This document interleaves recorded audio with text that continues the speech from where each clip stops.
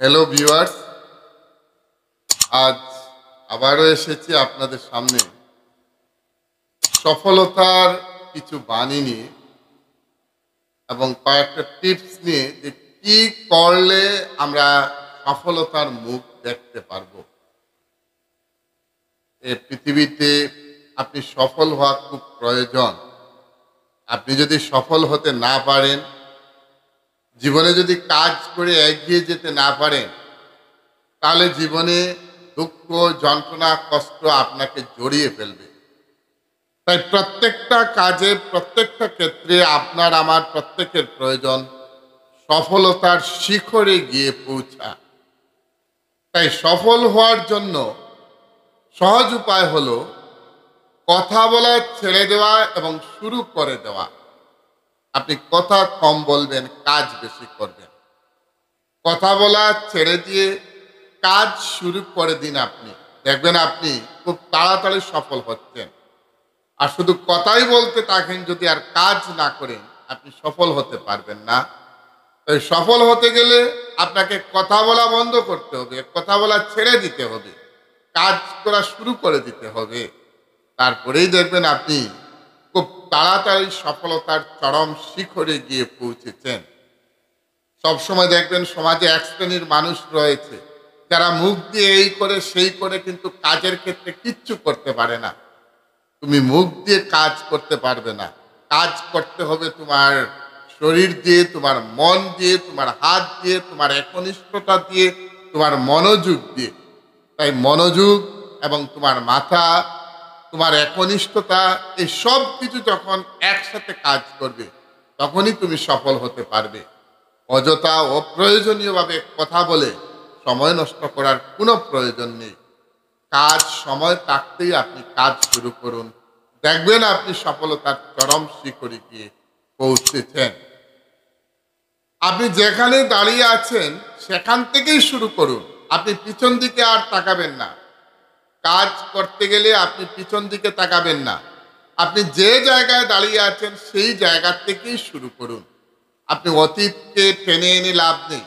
অতীতে আপনি কি ছিলেন, অতীতে আপনার কি ছিল, সেটা দেখার কোনো প্রয়োজন নেই। আপনি যে জায়গায় বর্তমানে রয়েছেন সেই জায়গা থেকেই শুরু করুন, দেখবেন আপনি অবশ্যই সফল হবেন। আপনি সফল হবেন কারণ আপনার কাজ করার একাগ্রতা রয়েছে, আপনার কাজ করার মনোযোগ রয়েছে। আপনি মনোযোগ সহকারে, একাগ্র সহকারে কাজ করতে থাকুন এবং যে জায়গায় দাঁড়িয়ে আছেন সেই জায়গা থেকেই শুরু করুন। পিছনে তাকাবার প্রয়োজন নেই। পিছনে তাকাতে গেলে শুধু অনুশোচনার আগুনে দগ্ধ হবেন। আপনার জীবনের পিছনের দিকটা আপনি ভুলে যান, অতীতটা ভুলে যান, বর্তমান এবং ভবিষ্যৎ নিয়েই আপনি থাকুন, দেখবেন আপনার কাজে অবশ্যই সফলতা আসছে। নিশ্চয়ই সফলতা লাভ করবে ওই ব্যক্তি যে শুদ্ধ হয় এবং সৃষ্টিকর্তার নাম স্মরণ করে। সৃষ্টিকর্তার নাম নিয়েই আপনি কাজ করুন। সৃষ্টিকর্তাকে প্রতিটা মুহূর্তে স্মরণ করুন এবং শুদ্ধ পথে চলুন। আপনি যদি শুদ্ধ পথে চলেন এবং স্রষ্টার নাম নিয়ে আপনি কাজ করেন, স্রষ্টাকে স্মরণ করেন, স্রষ্টার যে নীতি নিয়ম যেটা রয়েছে, আপনি যে ধর্মেরই রয়েছেন সেটা পালন করে এগিয়ে যান, তাহলে অবশ্যই আপনার কাজে স্রষ্টার সহযোগিতা থাকবে এবং কোনো মানুষই এগোতে পারবে না যতক্ষণ না পর্যন্ত তার আল্লাহ, তার ঈশ্বর, তার স্রষ্টা তাকে সহযোগিতা না করতেন। ঈশ্বর বা আল্লাহ যখনই আপনাকে সহযোগিতা করবেন তখনই দেখবেন আপনি এগিয়ে যাচ্ছেন।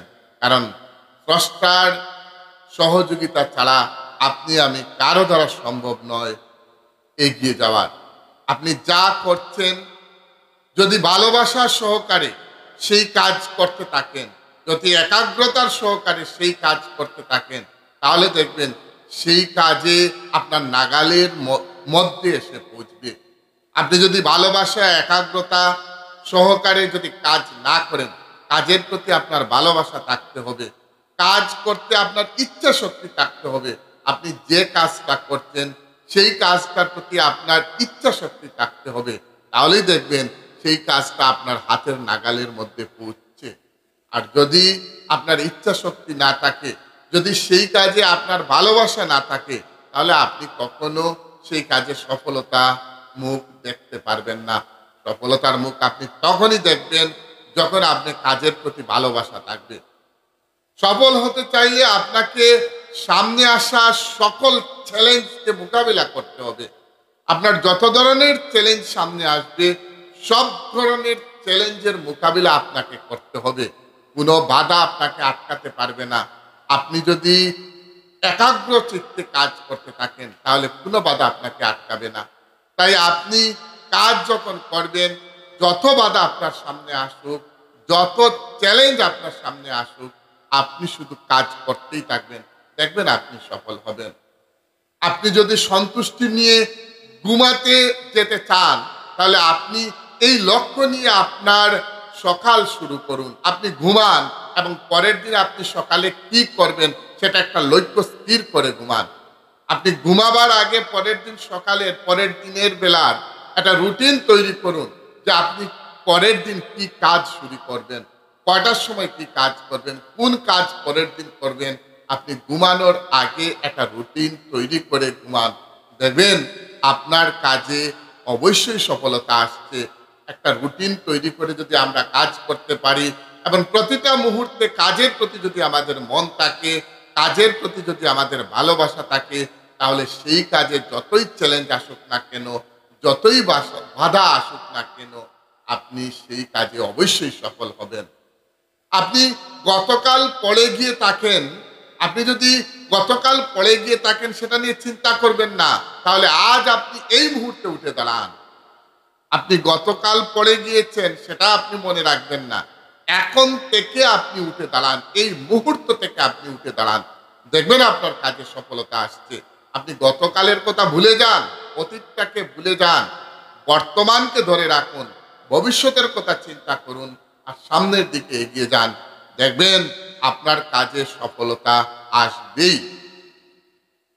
একটা কথা মনে রাখবেন, জীবনে কাজ করতে গিয়ে খুব মনে রাখার প্রয়োজন যে সম্মানহীন মানুষদের সম্মান করা আর সম্মানী মানুষদের অপমান করা এটা সমান বিষয়। আপনি কখনো সম্মানী মানুষদের অপমান করবেন না।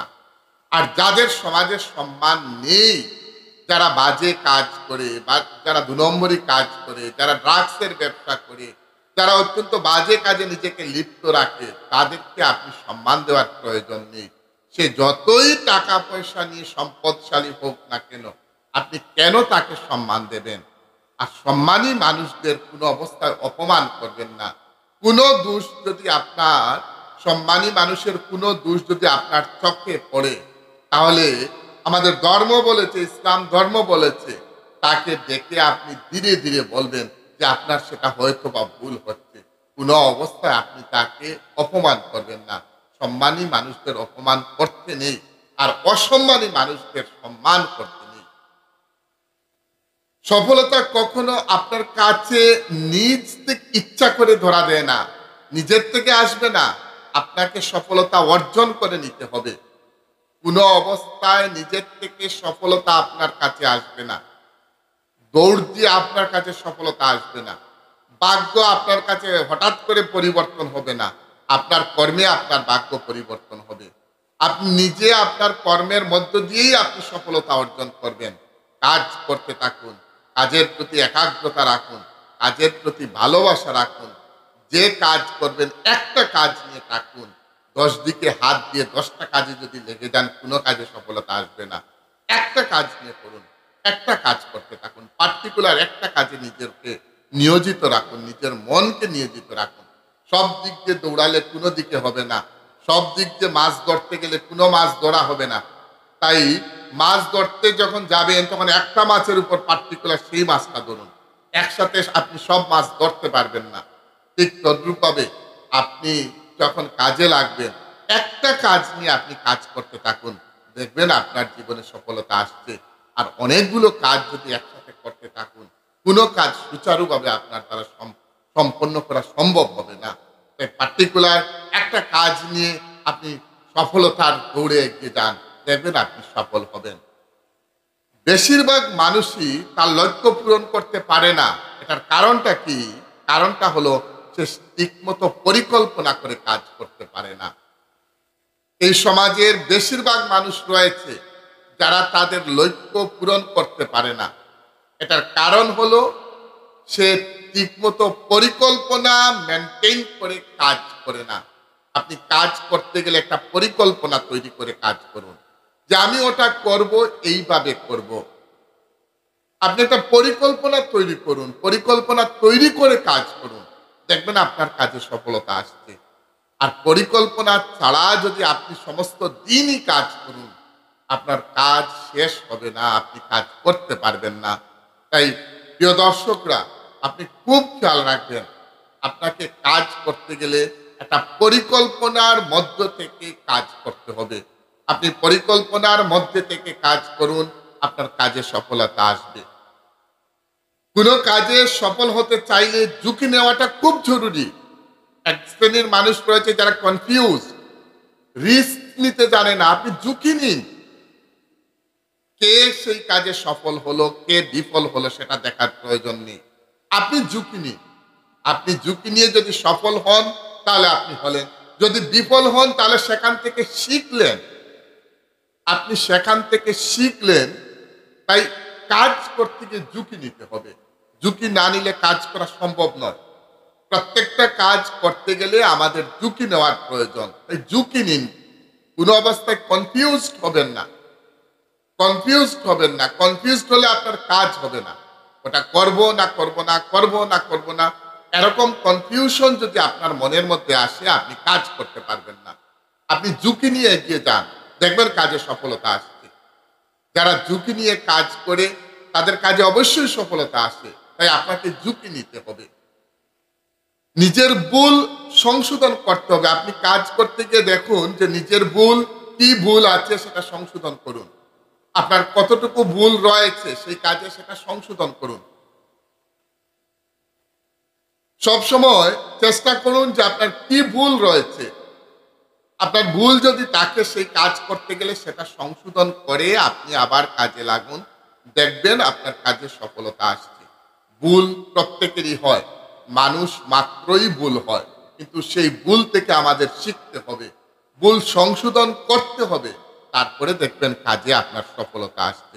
একটা কাজ একটা পরিকল্পনা মতো করলেন, যখন দেখবেন সেই পরিকল্পনা মতো হচ্ছে না, আপনি পরিকল্পনা তৈরি করতে পারেন কিন্তু কাজের লক্ষ্যটাকে পরিবর্তন করবেন না।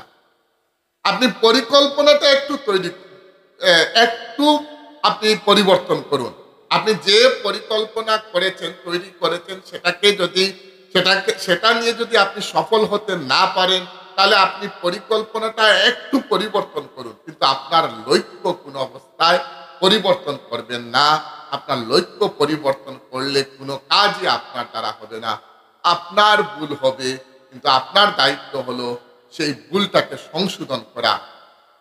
সবসময় সংশোধন করুন, নিজেকে সংশোধন করে কাজের দিকে এগিয়ে যান। রিস্ক নিতে হবে, রিস্ক ছাড়া কাজ করা সম্ভব নয়। ঝুঁকি নিতে হবে, ঝুঁকি নিয়েই আমাদের কাজে এগিয়ে যেতে হবে। সামনে এগিয়ে যাবেন, সবসময় সামনে, থামবেন না। পিছন দিকে তাকাবার সময় নেই, অতীতটাকে দেখার প্রয়োজন নেই, কাল কি ঘটলো আজ সেটা দেখার প্রয়োজন নেই। কালকের ব্যাপার কালকে চলে গেছে, আপনি শুধু বর্তমান এবং আগামীকাল নিয়ে আছেন। তাই শুধু সামনের দিকে এগিয়ে যাবেন, থামবেন না, শুধু এগোতে থাকবেন। তাহলেই দেখবেন আপনি অতি সহজে সফল হয়ে যাচ্ছেন, জীবনে আপনি প্রতিষ্ঠিত হচ্ছেন। আপনি যখন জীবনে সফল হবেন, আপনি যখন প্রতিষ্ঠিত হবেন, তখন দেখবেন সমাজে আপনার মান সম্মান বৃদ্ধি পাচ্ছে, সমাজের সবাই আপনাকে পছন্দ করছে। আর আপনি বিফল হয়ে গেলে এই সমাজটা বড় নিষ্ঠুর, তখন আপনাকে নিয়ে কেউ ঠাট্টা করে, উপহাস করে। আবারও বলছি, আপনাকে কে ঠাট্টা করলো, উপহাস করলো, সেদিকে কোনো কান দেবেন না। আপনি যদি কাজ করতে বিফল হন, সেই বিফলতা থেকে আবার শুরু করুন। আপনি আপনার কাজে অবশ্যই জয় আসবে, আপনি জয়ী হবেন, আপনার কাজে সফলতা আসবে, আপনি এই সমাজে প্রতিষ্ঠিত হবেন। এই সমাজ কোনো না কোনোভাবে আপনাকে মূল্যায়ন করতে হবে, আপনাকে দাম দিতে হবে।